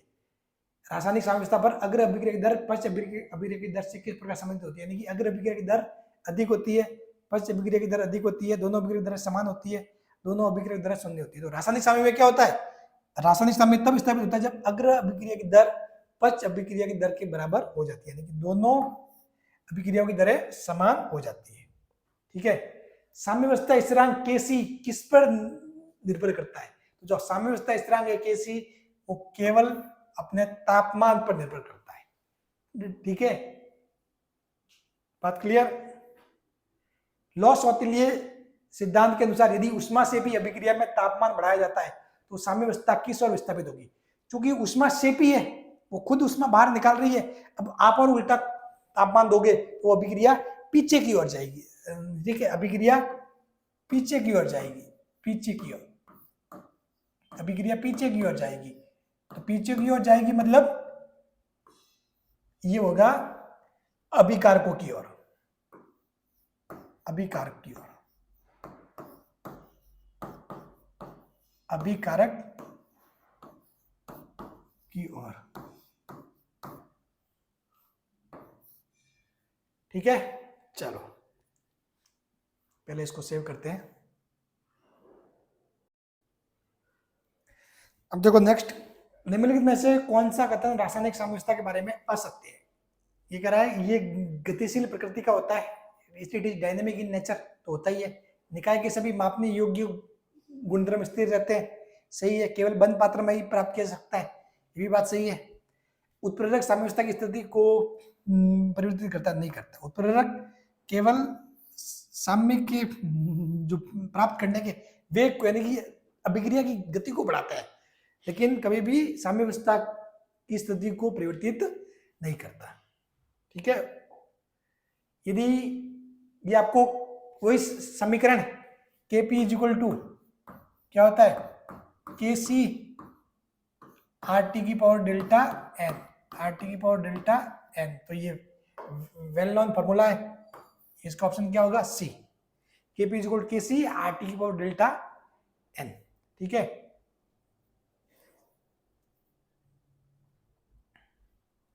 जब दाब बढ़ाया जाता है तो साम्यावस्था उस दिशा में विस्थापित होती है जितने मोलों की संख्या। तो आपने देखो दाब बढ़ाया तो अब साम्यावस्था उस दिशा में विस्थापित होती है जिस तरफ मोलों की संख्या क्या होगी? घटती है। क्यों? क्योंकि भाई साफ बात है, आपके दाब क्या होता है? समानुपाती होता है मोल के। दाब समानुपाती किसके होता है? मोल के। आपको पता है पीवी इक्वल टू एनआरटी से देख लो भाई, जितने ज्यादा मोल होंगे उतना ही ज्यादा दाब उत्पन्न होगा। ठीक है, तो जब दाब बढ़ाया जाता है तो अभिक्रिया क्या करेगी? अभिक्रिया कोशिश करेगी दाब को क्या किया जाए? कम किया जाए। चूंकि दाब बढ़ा है तो अभिक्रिया कोशिश करेगी दाब को किया जाए कम। तो दाब कब होगा? कम कब होगा? जब मोल की संख्या कम होगी। तो अभिक्रिया उस तरफ विस्थापित होगी जिस तरफ मोलों की संख्या घटती है, डिक्रीज होती है। समझ गए? हाँ, तो ये जिस तरफ मोलों की संख्या घटती है, ये किस सिद्धांत पर आधारित है? वो लॉ-शॉर्टिलिए वाला सिद्धांत। ठीक है, उत्क्रमणीय अभिक्रिया साम्यावस्था पर कब पहुंचती है? ये अभिक्रिया साम्यावस्था पर पहुंच गई, उसका मतलब क्या होगा? किस स्थिति में पहुंचेगी? जब अभिकारकों की सांद्रता शून्य हो जाती है? नहीं। जब उत्पादों की सांद्रता अधिकतम हो जाती है? नहीं।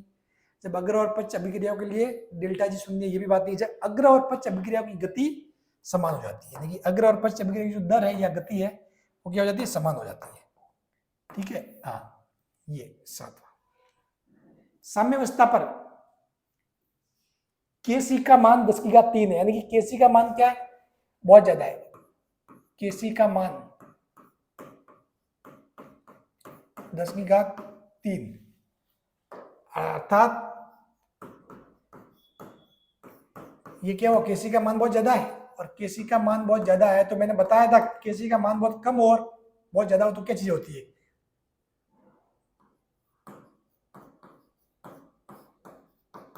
तो इसका मतलब ये है कि भाई जो आपके अभिक्रिया है लगभग सारे अभिकारक उत्पाद में परिवर्तित हो चुके। इसका मतलब ये है, इसका मतलब ये होगी अभिक्रिया मुश्किल से आगे बढ़ती है? नहीं, अभिक्रिया साम्यावस्था पर पहुंचती ही नहीं। उत्पाद अभिकारकों से काफी अधिक मात्रा में होते हैं। उत्पाद अभिकारकों से काफी अधिक मात्रा में होते हैं, ये इसका मतलब होता है।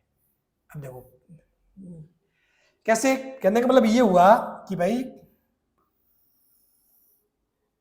ये है, यहां पे आपके हुए अभिकारक, ठीक है, या बने उत्पाद, यहां बने उत्पाद। अब देखो साम्यावस्था आपके अभिक्रिया यहां से स्टार्ट हुई, अभिक्रिया यहां से स्टार्ट, साम्यावस्था आपके कहीं पर भी प्राप्त हो सकती है। साम्यावस्था आपके जैसे कि यहां पर भी प्राप्त हो सकती है। अब यहां पर प्राप्त हो रही है, इसका मतलब ये हुआ कि आपके अभिकारक ज्यादा है और उत्पाद कम है। लेकिन जब साम्यावस्था यहाँ पे होती है प्राप्ति भी यहाँ पे आके प्राप्त हुई, तो इसका मतलब ये कि आपके उत्पाद बने ज्यादा है और अभिकारक रह गए वो है कम। साम्यावस्था कहीं पर भी प्राप्त हो सकती है, वो डिपेंड करता है के मान पर, ठीक है। तो मतलब के का मान ज्यादा है, इसका मतलब है कि साम्यावस्था बिल्कुल उत्पाद के आसपास, यानी जब उत्पाद बिल्कुल मतलब उत्पाद के आसपास होती है प्राप्त, नहीं तो अभिकारकों वाला साइड प्राप्त होती है, यानी कि जहां पे अभिकारकों की संख्या ज्यादा होती है, उत्पादों की संख्या कम होती है। ये सारा मैंने आपको एक थ्योरी क्लास में वो के मान के हिसाब से बता रखा है ये सब कुछ चीजें, ठीक है। हाँ, तो अगर के का मान ज्यादा है मतलब ये क्या है, अभिक्रिया लगभग ये पूरी होने की, बिल्कुल से पूरी नहीं हुई है, मतलब खत्म नहीं हुई है, ठीक है, लेकिन मतलब इस स्थिति में होती है कि जहां पर मैक्सिमम अभिकारक उत्पाद में बदल गए, यानी कि आपने जो भाई 100% आपने अभिकारक लिया था, उत्पाद 0 ले लिया, तो इस स्थिति में क्या होगा कि साम्यावस्था ऐसे बैठ जाएगी कि 96% तो होगा उत्पाद, एक एग्जाम्पल के तौर पर बता रहा हूं, और 4% होगा अभिकारक, ऐसे, और इनके बीच साम्य स्थापित हो जाएगा यहाँ पर, ठीक है। कहने का मतलब ये हुआ कि मैक्सिमम अभिकारक उत्पाद में बदल जाएगा, यानी कि उत्पाद अभिकारकों से काफी अधिक मात्रा में होते हैं, ठीक है। ऐसा कोई फिक्स नहीं होता कि 96 और 4%, मैंने बताया आपको, ठीक है। हाँ,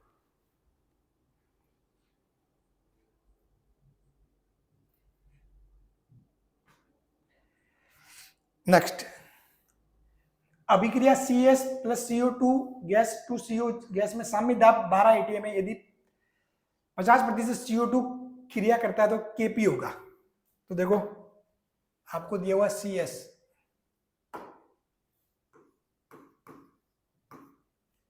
प्लस CO2 गैस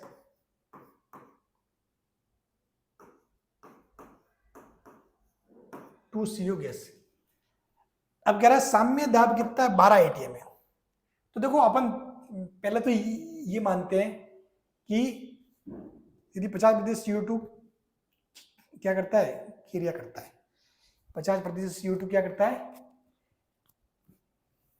क्रिया करता है, तो अपन स्टार्टिंग में ये मान लेते हैं भाई कि चलो इसका दाब कितना था, पहले दाब कितना था, P0 था,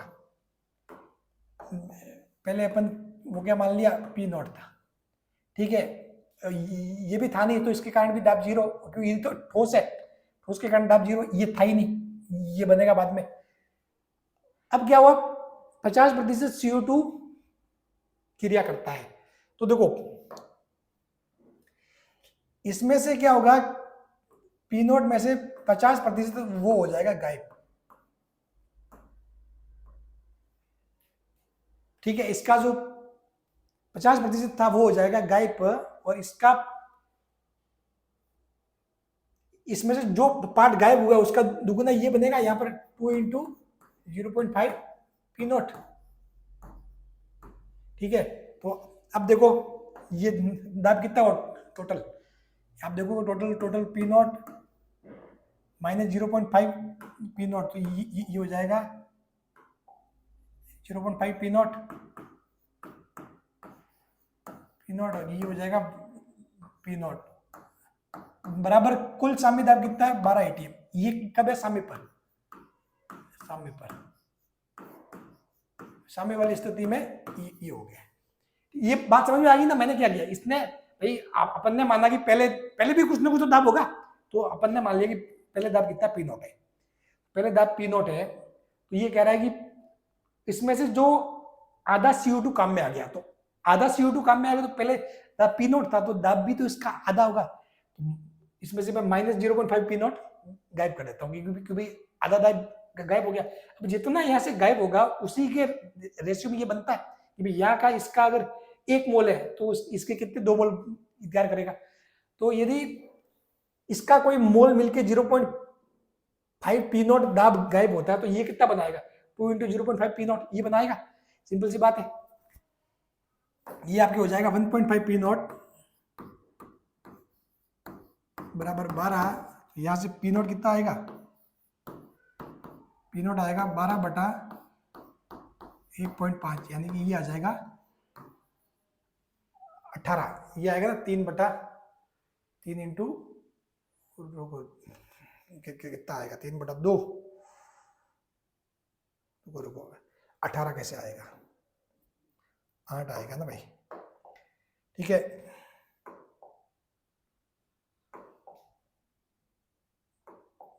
ये आ जाएगा 8। ठीक है, डेढ़ को लिखोगे 3/2 24/3 8 तो पी नॉट आ जाएगा 8। अब पी नॉट आ गया 8 आ गया तो सीधी सी बात है अब आप इसके लिए क्या के पी का मान भी लिख सकते हो, के पी का मान लिख सकते हो ना। क्या होगा के P 0.5 P not 0.5 into P not कितना 8 और ये कितना 8। ठीक है, मतलब ये इसको लिख सकते हो 4 लिख सकते हो, ये 4 हो गया। तो अब सिंपल सी बात है आंशिक दाब की फॉर्म में लिखोगे ये जो दाब की फॉर्म में। ठीक है, तो P CO2 का इसका स्क्वायर इसका फॉर्मूला लिखोगे तो अपन P सॉरी अरे यार PCO। ठीक है, ये 2 है मतलब इसका स्क्वायर हो जाएगा और इसके लिए लिखोगे तो PCO2 हो जाएगा। तो यानी कि ये इसका हो जाएगा 8 का स्क्वायर और ये 4 तो 64/4 66/4 16 यानी कि बी ऑप्शन हो जाएगा करेक्ट 16। ठीक है, चलो नेक्स्ट सवाल। ये कह रहा शुद्ध NO2 गैस के एक नमूने को 100 केल्विन पर गर्म करने पर निम्न प्रकार विघटित होता है। ठीक है, विघटन पर पता चला कि साम्य पर O2 का आंशिक दाब कितना है 0.25 atm में, साम्य पर NO2 का आंशिक दाब क्या होगा। अब इस सवाल को देखो ध्यान से देखना, ये सवाल जितना डरावना लग रहा है उतना ही सिंपल है। ये सवाल जितना डरावना लग रहा है ना उतना ही ये सवाल सिंपल भी है। आपको क्या चीजों को अच्छे से समझना है, डरना है नहीं और लॉजिक को अप्लाई करना है। सिंपल सी बात है। और ये कब होगा जब आप चीजों को समझोगे, रटने की कोशिश करोगे देखो मामला गड़बड़ है। ठीक है, और सवाल बहुत ही अच्छे लेवल का है। ठीक है, मतलब ये है कि इससे टफ सवाल आपके आ नहीं सकता मतलब। ठीक है ना। अगर 2016 के लेवल के हिसाब से देखो तो वो तब नहीं बोल सकते, लेकिन चूंकि 2022 से लेवल इतना ज्यादा होगा नहीं क्योंकि 2 पेपर है, 2 पार्ट में बांट रखा है, समय भी कम है। 2NO2 गैस 2NO + O2 ये कह रहा है कि साम्य अवस्था नियतांक Kp कितना 100 atm में। विघटन पर पता चला कि साम्य पर जो है O2 का आंशिक दाब कितना है 0.25 atm है।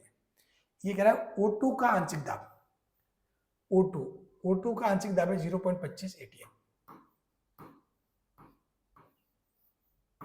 0.25 atm।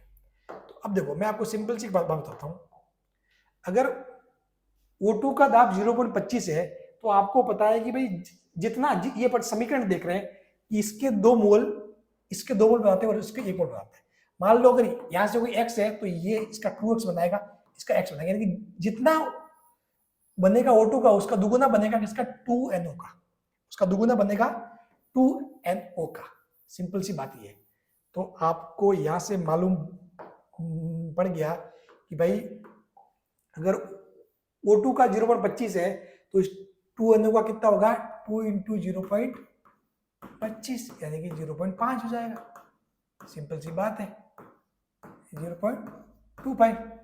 अब आप यहां से साम्य पर NO2 का आंशिक दाब निकाल सकते हो। ठीक है, और चूंकि आपको Kp का मान दिया हुआ है तो आपको पता है Kp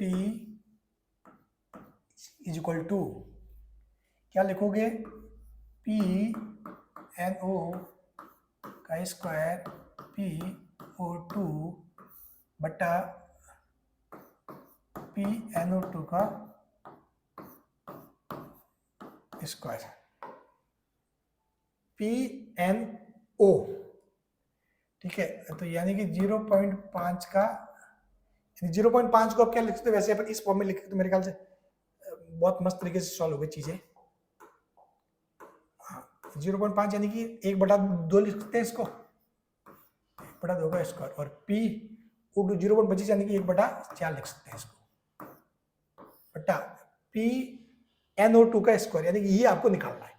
इसको आप मान लो x स्क्वायर, ये आपको फाइंड करना, और Kp कितना है ये दिया हुआ है 100, तो ये आपको दिया हुआ है, ठीक है। चलो तो यहां से ये हो जाएगा 100, और ये 1/4 और 4 और इसका 4 16 x स्क्वायर, तो यहां से हो जाएगा x स्क्वायर बराबर हो जाएगा 1/1600, 1/1600, और 1/1600 मतलब सीधी सी बात है, ये क्या हुआ,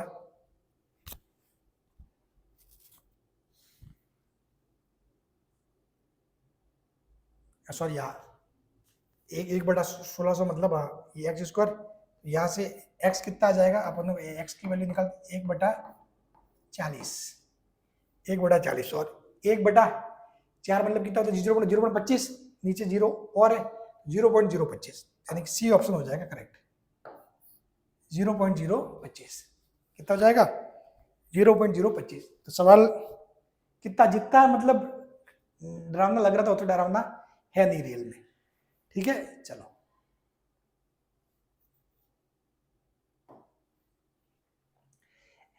SO3 के बनने के लिए निम्न में से कौन सी स्थिति अनुकूल नहीं है। तो देखो आपको पहले तो यहां से एक चीज मैं बता देता हूं कि जब भी है ना ऊष्माक्षेपी, जो एक तो होती है अभिक्रिया ऊष्माक्षेपी और एक होती है ऊष्माशोषी, तो इनको लिखने का होता है तरीका, उससे आपको चीजें समझ में आ जाएगी। ऊष्माक्षेपी होती है ना, ऊष्माक्षेपी में अपन वो लिखते हैं, अपन ये लिखते हैं जैसे कि अभिकारक, फिर अपन लिखते हैं उत्पाद,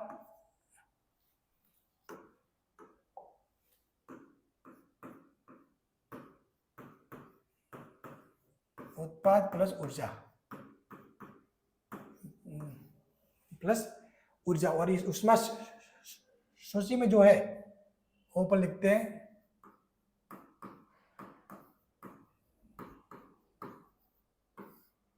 अभिकारक बराबर उत्पाद माइनस ऊर्जा, ऐसे लिखते हैं। एक तो तरीका ये हो गया। दूसरा ये होता है कि अपन इसको अपन और दूसरे तरीके से ये लिख सकते हैं कि भाई जो अभिकारक है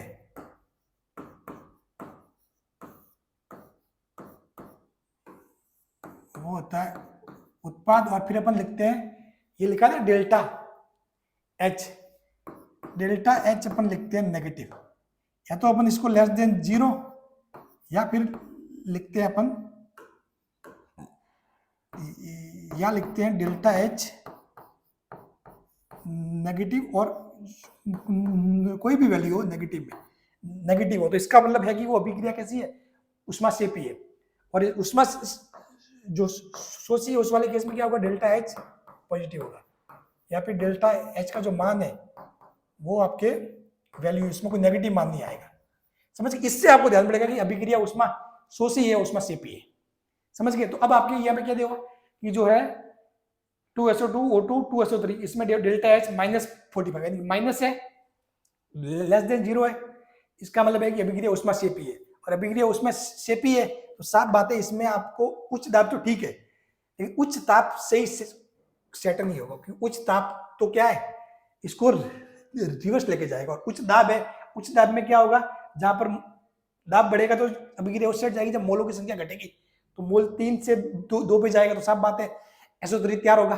ठीक है, तो मतलब ये SO3 की सांद्रता घटेगी तो भी अभिक्रिया इस साइड जाएगी, क्रियाकारक की सांद्रता बढ़ेगी तो भी जाएगी इस साइड। तो नहीं A, C और D तो तीनों क्या है सपोर्ट में है, B आपके सपोर्ट में नहीं होगा, क्योंकि ये क्या है उच्च ताप पर ये ऊष्माक्षेपी है, आप ताप दोगे तो अभिक्रिया रिवर्स चली जाएगी, तो SO3 नहीं बनेगा, ठीक है ना। चलो ये कह रहा है नेक्स्ट, साम्य प्राप्त करने के लिए एक बंद पात्र में N2 तथा H2 को 1:3 मोलर अनुपात में लेते हैं। अभिक्रिया के लिए कुल दाब 2P पर Kp ज्ञात करो यदि N2 का आंशिक दाब साम्य पर P3 है। तो ये भी देखो सिंपल सी बात है, आप इसको भी उसी वे में कर सकते हो। N2 गैस 3H2 गैस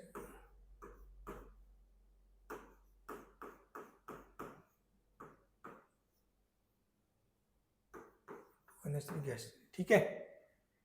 ये कह रहा है कि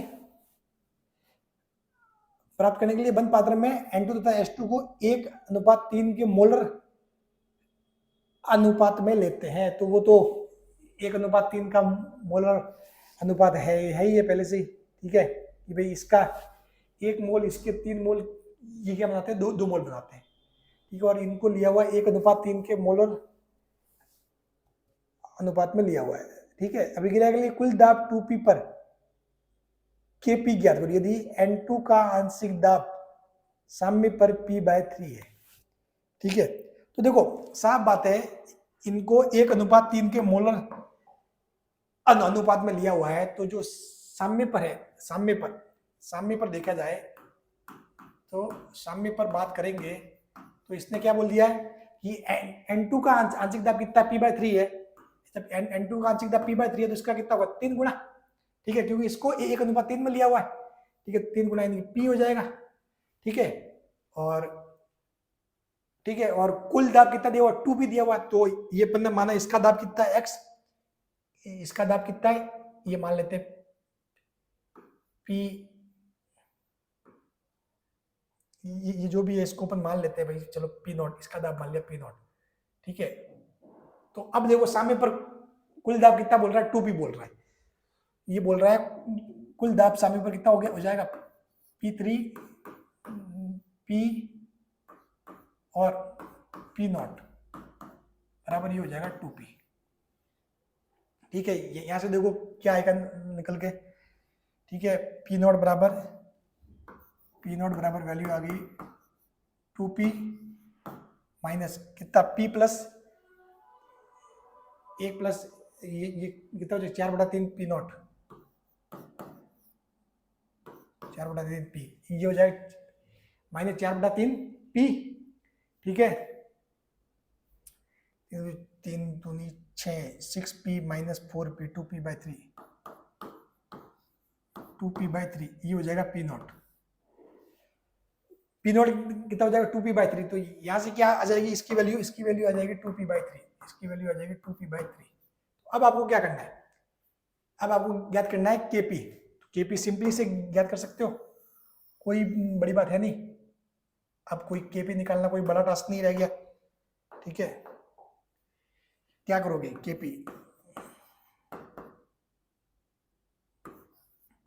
PnH3 का स्क्वायर Pn2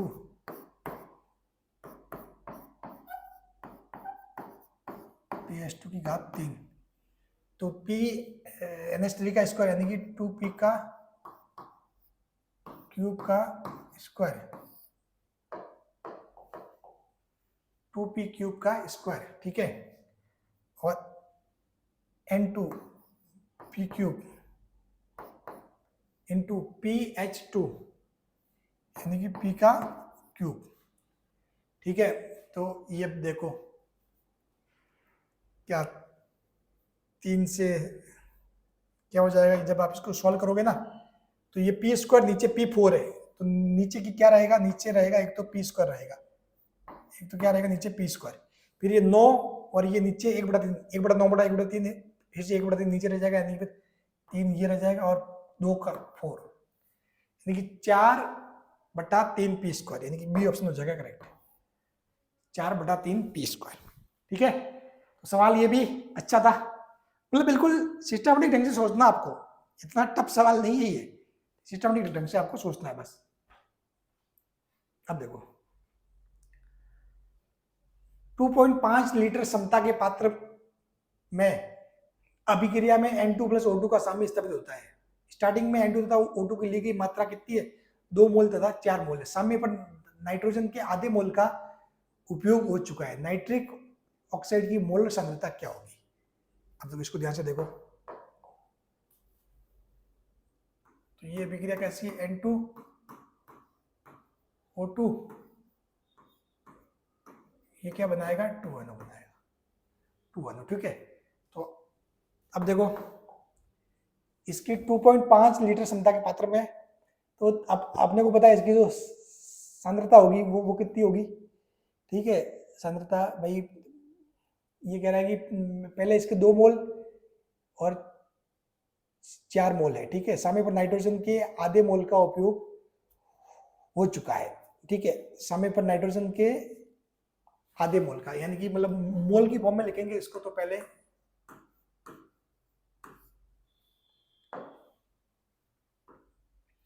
मोल की फॉर्म में लिखे तो इसके 2 मोल है और इसके 4 मोल है, इसके 0। ठीक है, अब साम्य पर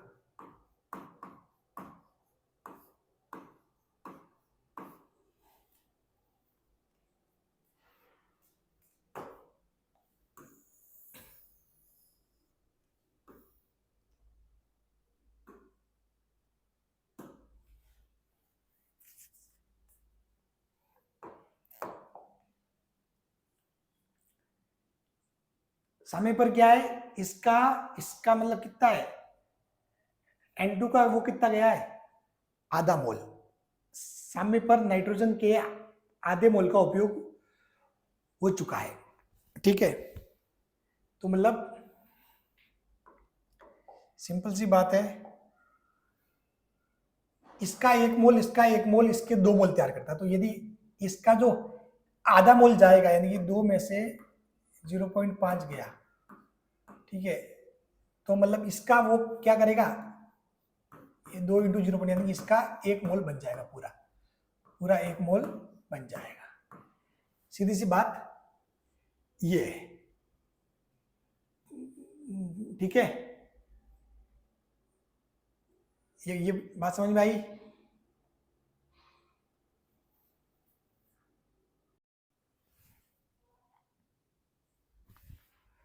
तो ये कितना हो जाएगा? 1 मोल हो जाएगा। इसका कितना हो जाएगा भाई? तो ये नाइट्रिक ऑक्साइड के मोल कितने हो जाएंगे? 1। तो ये पूछ ही क्या रहा है? ये नाइट्रिक ऑक्साइड की मोलर सांद्रता। तो सांद्रता बराबर क्या होता है? सांद्रता बराबर क्या होता है? मोल बटा आयतन। मोल बटा आयतन। तो मोल कितना है इसका? 1। आयतन कितना? 2.5 लीटर दिया हुआ है। ठीक है, तो ये कितना हो जाएगा? 10 बटा 2.5। ठीक है, और देख लो 10 बटा 2.5 यानी कि ये कितना हो जाएगा? 0.4। तो ऑप्शन बी हो जाएगा करेक्ट, 0.4। ठीक है, ये वाली बात है।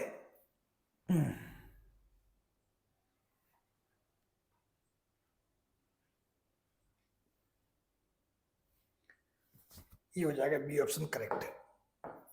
चलो, तो ये 10 सवाल फिनिश हो गए। 13 और 2 और रहे, मतलब अभी इसको सेव कर लेते हैं पहले। अब देखो सवाल नंबर 14। दिए गए ताप पर अभिक्रिया 3A प्लस बी 2C के लिए KC 9 है। A, B तथा C प्रत्येक के 2 मोल का मिश्रण साम्य पर फ्लास्क में उपस्थित हो, तब फ्लास्क का आयतन क्या होगा? अच्छा, इसका आयतन पूछा है। तो सिंपल सी बात है, आपको क्या दिया हुआ है? अभिक्रिया 3A और B है, 3A है, B है, और कितना दिया हुआ है? 2C दिया हुआ है। अब 2 मोल दिया हुआ है, तो साफ बात है जो इसका जो सांद्रता होगी कितनी हो जाएगी? 2/V। इसकी भी कितनी हो जाएगी? 2/V।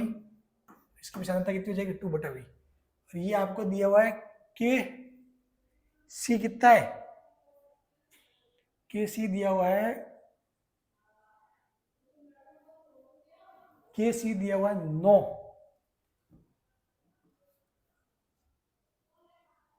ठीक है, KC कितना दिया हुआ? 9 दिया हुआ है। चलो,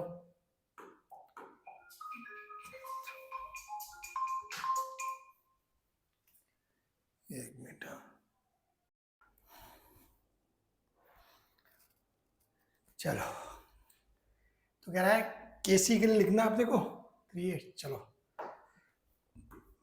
केसी सांद्रता के फॉर्म में लिखेंगे, तो इसके लिए लिखेंगे तो 2v 2/v इसका स्क्वायर, इसका 2/v का क्यूब, और ये हो जाएगा 2/v। ठीक है, तो यहाँ से देखोगे और क्या क्या वैल्यू, और आपके दिया हुआ है के सी की वैल्यू दी हुई 9, ये 9 बराबर ये हो जाएगा 4/v स्क्वायर, और ये हो जाएगा तो 3 2 के 3 8 8 16/v4 16/v4 ये हो रहा है, नीचे का जो मीटर है वो हो रहा है। ठीक है, तो ये 4 से 4 तो हो जाएगा कैंसिल, 4 से 4 हो जाएगा कैंसिल वी स्क्वायर से, यानी कि ये आपके रहेगा भाई वी स्क्वायर बाय 9 इंटू ये रहेगा ऊपर वी स्क्वायर पहुंच जाएगा, और नीचे 4 पहुंच जाएगा। ये वी स्क्वायर बराबर 36, वी बराबर कितना हो जाएगा 6 लीटर, वी बराबर कितना हो जाएगा 6 लीटर। ठीक है, चलो लास्ट सवाल, ये कह रहा है a + 2b = c अभिक्रिया के लिए अगर अभिक्रिया में पक्ष अभिक्रिया दर कितनी है, ये है अभिक्रिया के लिए साम्यावस्था नियतांक k का मान होगा।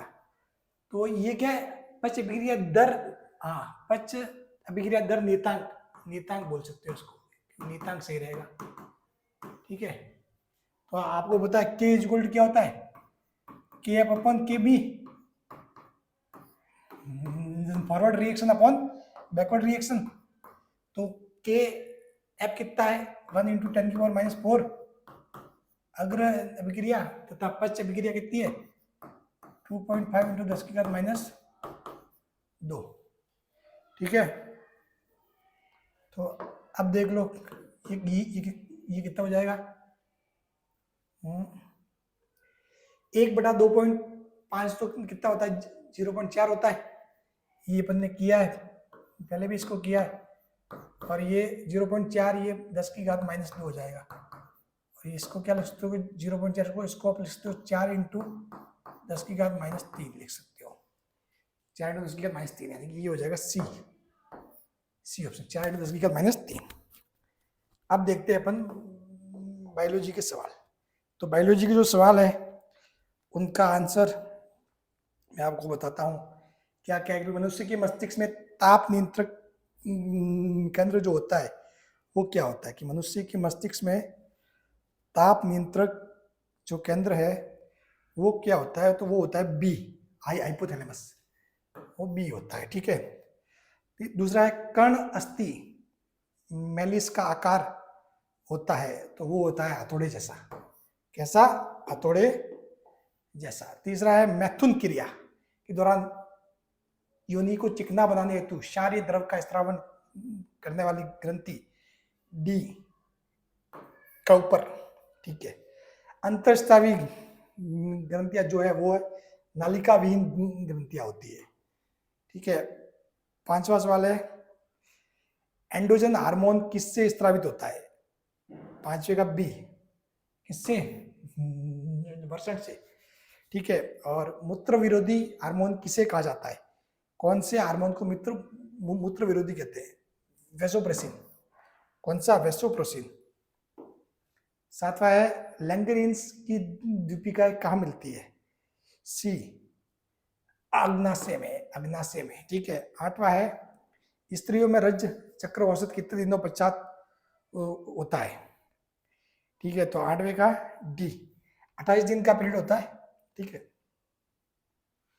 साइकिल। नवा है उसाइड के ठीक बाहर पतली पारदर्शी परत, इसका बी यानी कि जोना पेलुसिडा।